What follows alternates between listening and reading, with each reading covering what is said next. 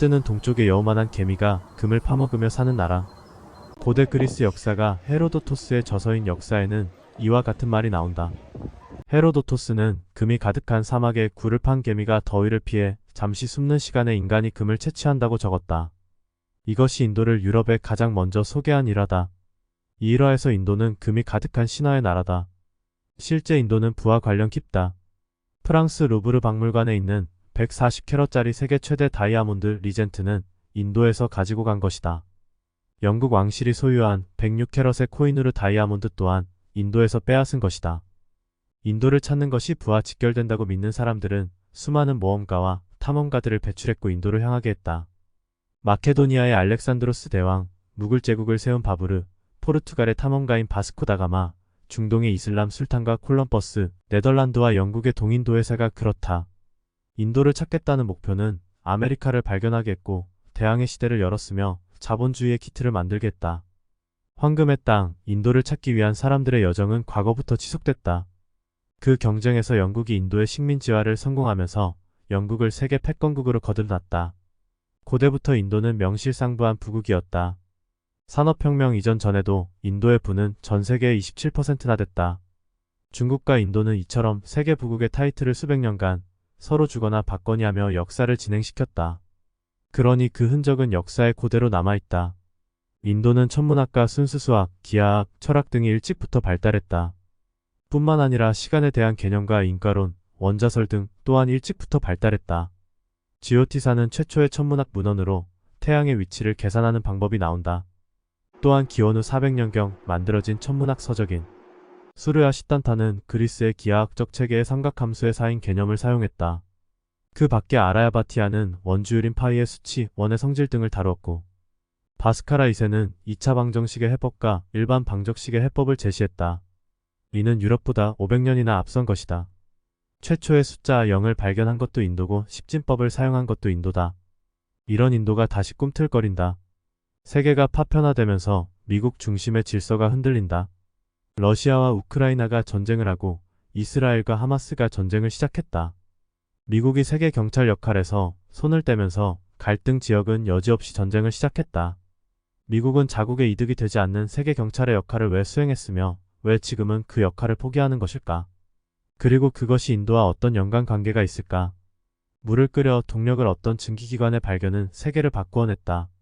증기기관의 발견으로 세계는 철도의 시대를 열었고 철도의 시대는 석탄의 시대가 열었다. 다만 선로를 따라가야 하는 철도의 시대는 한계가 있었다. 이후 2차 세계대전이 되면서 내연기관, 즉 자동차의 시대가 열린다. 2차 세계대전 이후의 세계는 석유의 시대다. 석유의 중요도는 점차 커졌다. 석유는 단순 에너지를 얻는 것뿐만 아니라 소재, 화학, 부품 등에서 다양하게 사용됐다. 2차 세계대전 이후 세계 경제는 본격적인 산업화와 경제 성장의 시기를 맞이한다. 이 과정에서 석유는 산업 에너지의 주류로 자리 잡는다. 국가의 군사력 운용과 경제 발전에 있어 필수 자원이 된 것이다. 다만 중동 지역은 세계 석유 매장량의 대부분을 차지하고 있었기 때문에 이 지역에 대한 통제는 국제 정치에서 매우 중요한 문제가 됐다. 중동 지역의 석유 매장량은 세계 최고 수준이다. 고로 이에 대한 국제적인 관심은 집중됐다. 미국, 영국, 소련 등의 대국들은 이 지역에 대한 영향력을 확대하고자 여러 정치적 혹은 군사적 전략을 구사했다. 중동 국가들 역시 자국의 석유를 둘러싼 국제 정치의 쟁점을 문제로 인식했고 자국 발전을 위한 전략으로 삼았다. 역시 중동에서는 이런 국제적 관심이 위협 요소가 됐다.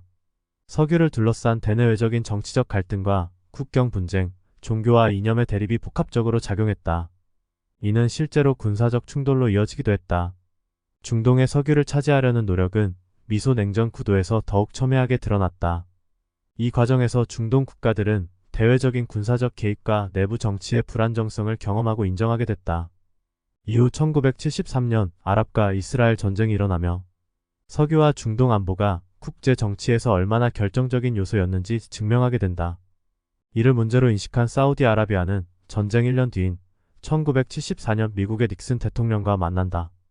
닉슨 대통령과 사우디 왕실 간의 이해관계를 조율하여 미국은 사우디아라비아에 대한 군사적 지원과 안보를 보장해주고 사우디와 OPEC 국가들은 석유 거래를 미국 달러로만 하기로 약속한다.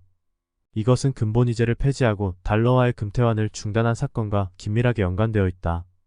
이처럼 미국과 사우디의 석유 달러 합의는 결국 달러의 기축통화 지위를 견고하게 해주었다. 다만 21세기 초 상황이 바뀐다. 미국의 셰일 혁명이 일어나게 되면서다. 미국은 더 이상 사우디의 석유에 의존할 필요가 사라진다. 그간 사우디의 석유를 안전하게 이동시키기 위해 필요했던 해상 경계의 이유가 사라지고, 이는 미국 재무 부담도 크게 줄였다. 이제 미국은 사우디를 넘어서는 세계 최대의 에너지 생산국이다. 기존 글로벌 에너지 균형에 근본적인 변화가 생긴 것이다. 미국과 사우디 사이의 전통적인 동맹 관계에도 많은 영향을 받았다. 이처럼 미국이 세계에 미치는 영향력을 축소하면서 구소련 지역과 중동에는 안보의 구멍이 생겼다. 말 그대로 세계의 파편화가 일어난다. 중국과 러시아, 중동 등이 자가 생존을 위해 결집함으로 흔히 말하는 블록화가 일어났다. 이런 지정학적 갈등에서 중립을 지키고 있는 것이 인도다. 인도가 이처럼 지정학적 중립을 지키고 있는 이유는 인도의 초대 총리인 자와할랄 네루의 역할 때문이다. 네루는 현대 인도의 정치적 정체성을 세속주의로 정의했다. 고루 민족과 종교적 다양성을 인정하도록 했다. 고루 이들의 중립 정치는 세계가 파편화되어 미국 중심 동맹국가와 러시아, 중국 등의 독재 국가가 경쟁하는 상황에서 아주 중요한 핵심 역할을 하게 됐다. 뿐만 아니라 인도는 과거의 영광을 재현하고 있다. 현대 기술에서 가장 중요하게 생각되는 인공지능이나 빅데이터, 블록체인, 클라우드와 같은 첨단 분야에서 많은 유니콘들이 탄생하고 있고, 우리 돈 1조 원이 넘는 재산을 가진 억만장자가 속출하고 있다. 미국의 글로벌 스타트업 조사기관인 CB인사이츠에 따르면 인도의 유니콘은 2022년 6월 말 기준으로 65개로 미국과 중국에 이은 세 번째로 많다. 인도보다 적은 국가로는 영국이 43개, 독일이 29개, 프랑스가 24개다. 대한민국의 경우에는 22개다.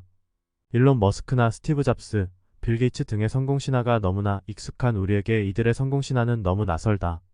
다만 세계 5위 복제약 업체인 선 파마슈티컬 회장 딜립 샹비는 1982년 아버지에게 빌린 1만 루피, 우리 돈 17만 원으로 창업하여 현재 19조 원의 자산 가치가 있는 억만장자가 됐다. 이 과정에는 인도의 교육열도 한몫한다. 실제 인도에는 꽤 많은 인재가 있다. 실리콘밸리 벤처 창업자의 15%가 인도인이고 미국 항공우주국 나사의 직원 32%가 인도 공과대학 출신이다. 뿐만 아니라 순다르 피차이 구글 최고 경영자도 인도인이고 IBM의 아르빈드 크리슈나 CEO도 인도인이다. 포다폰 CEO인 아룬 사린 인포시스, 창업주인 나라야나 무르티 등 인도 출신 기업인의 숫자는 날이 갈수록 많아지고 있다. 경제력에서만 인도의 두각이 발휘되는 것은 아니다. 인도는 세계 최대의 민주국가다. 이들은 힌두교의 특성에 맞게 다양성을 인정한다. 인도는 800개가 넘는 언어와 13개의 주요 종교가 있으며 3억 3천만 명의 신을 숭배한다. 인도는 세계에서 두 번째로 이슬람 인구가 많은 국가이고 세계에서 가장 많은 모스크가 존재하는 국가이기도 하다. 또한 270개의 교회가 목회활동을 하고 있는데 워싱턴은 24개, 런던과 로마에는 각각 71개와 89개의 교회가 있다. 이처럼 다양성이 공존하는 국가다. 여느 사람들의 걱정과 다르게 이들은 군사독재 국가도 아니고 꽤 자유민주주의적인 방식으로 정치를 행사하고 있다. 여기에는 불법 쿠데타도 없었고 강제 세습도 없다. 꽤 공정하고 자유로운 국민들의 투표를 통해 정권을 이양한다. 기업인들의 사회적 책임 또한 존경받아 마땅하다. 과거 라오 총리가 기업인들에게 이렇게 제안한 적이 있다. 요즘 경기가 안 좋아 노동자나 사회적 약자들이 어려운 생활을 하고 있으니 여러분의 기업 순이익의 1%를 이들을 위해 쓰는 건 어떻습니까? 그러자 라탄타타 그룹의 회장과 이란이 사장은 서로를 바라봤다고 한다. 이미 이들은 평균 순이익의 320%를 사회발전에 지출하고 있었기 때문이다. 과거 타타그룹에서 테러 희생 직원이 나왔을 때도 그렇다. 이에 그룹 직원을 희생하게 된 경우에 회사에서는 해당 직원의 은퇴 시점까지의 급료를 계산하여 보상했다. 또한 희생 직원의 자녀와 부양자들의 학비 또한 평생 지원했다. 이들의 유학 비용까지 모두 포함된 내용이었다. 심지어 이들의 의료비도 평생 지원함으로써 사회적 책임도 최선을 다하는 모습을 보였다. 그 밖에 인도가 유망한 국가인 이유는 셀 수 없이 많다. 과거 인류 역사에서 인도는 언제나 부의 중심이었다. 역사를 전체로 봤을 때 인도가 현대의 빈곤한 국가 된 것은 찰나와 같으며 그 영광을 다시 되찾게 되는 움직임이 서서히 보여지고 있다.